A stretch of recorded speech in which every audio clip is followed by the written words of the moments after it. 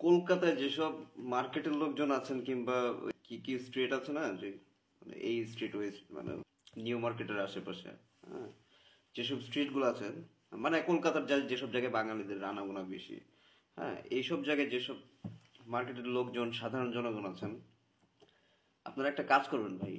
এই আমাদের বাংলাদেশের লোকজন যখন মার্কেটে শপিং করতে যায় কিংবা রাস্তায় চলাফেরা করে ওইখানে যে আপনাদের সাংবাদিকরা আসলে ডিস্টার্ব করতেছে, বুঝছেন? অতিমাত্রায় ডিস্টার্ব করতেছে। কি কি ডিস্টার্ব করতেছে আপনি সেটা আশা করি অলরেডি সোশ্যাল মিডিয়ায় দেখতে পাচ্ছেন। আর যদি সেটা দেখতে না পান একটু সার্চ করবেন যে কলকাতার রিসেন্ট যে বাঙালিদের কি অবস্থা এইসব নিয়ে সার্চ করলে আশা করি স্ক্রোল করতে করতে পেয়ে যাবেন। তো যেসব সাংবাদিকরা এই যে উদ্ভট প্রশ্নগুলো করতেছে ভাই, এরা কিন্তু আপনাদের ক্ষতি করতেছে। হ্যাঁ, এটা আপনারা যারা সাধারণ জনগণ আছেন সেটা আশা করি বুঝতে পারছেন কি বলছি। যে এটা কিন্তু বাঙালিদেরকে হেনস্থা করা হচ্ছে, সাংবাদিকরা হেনস্থা করছে। হ্যাঁ, কিছু কিছু উগ্রবাদী হিন্দু টিন্দু আছে, এরাও হেনস্থা করছে, পাশাপাশি সাংবাদিকরাও হেনস্থা মানে বর্তমানে ব্যাপক মাত্রায় ওই যে কি একজন দৌড়ে দৌড়ে যেই করে নিউজ করে, এই সাংবাদিক তো ইনডোরে থেকে করে, কিন্তু আরেকটা মেয়ে আছে, মেয়েটার আমি ডিসক্রিপশনে দিয়ে দিচ্ছি। এই মেয়েটার নাম কি কমেন্টে জানেন?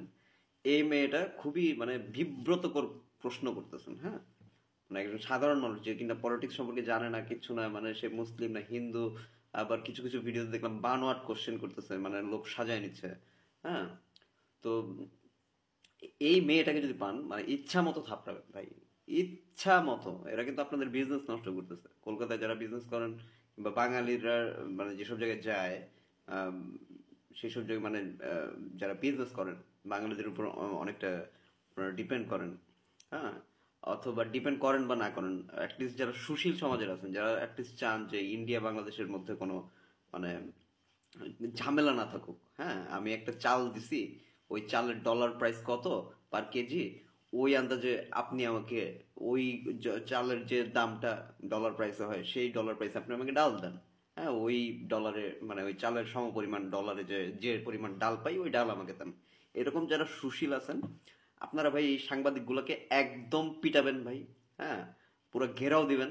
মুসলিম যারা আছেন বিশেষ করে মুসলিম মানে আপনারা জেগে ওঠেন, আপনারা তো অনেক দিন আপনারা শোষিত, এক কথায় বলি আপনাদের শোষণ করা হচ্ছে।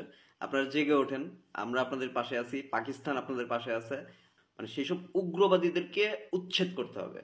হ্যাঁ, এটা কোনো হিন্দু না, মানে কে হিন্দু কে মুসলিম এইসব দেখবেন না, দেখবেন কে উগ্রবাদী, কে মানে এরকম ঝামেলা করতে চায়, কে আপনার মানে কার মধ্যে ন্যায়পরায়ণতা নাই। হ্যাঁ, যে আমি তোমাকে পুরো সব দিয়ে দিব, বিনিময়ে তুমি আমাকে কিচ্ছুই দিবে না, এই টাইপের মানে মেন্টালিটি যাদের, তাদের বিরুদ্ধে সবাই সোচ্চার হবেন, সে বাংলাদেশি হন আর ইন্ডিয়ান হন। তো ইন্ডিয়ান এসব যারা গুজব ছড়াচ্ছে, বিশেষ করে এই যে মেয়েটা, আবার ওই যে কি একটা রাজনীতিবিদ, স্ক্রিনে দিয়ে দিচ্ছি, এই যে এদেরকে আপনারা একদম যে জায়গায় পাবেন, মানে কোনো কথা নাই, কোনো পুলিশের জন্য অপেক্ষা নাই, কোনো কমপ্লেন নাই, কিচ্ছু নাই, পুলিশ টুলিশ পরে। হ্যাঁ, আগে পিটাবেন ভাই। হ্যাঁ, আগে পিটাবেন, সে মানে যেই হোক, সে বাংলাদেশে হোক আর মানে ভারতে হোক। হ্যাঁ, আমরা সবাই মিলেমিশে থাকবো।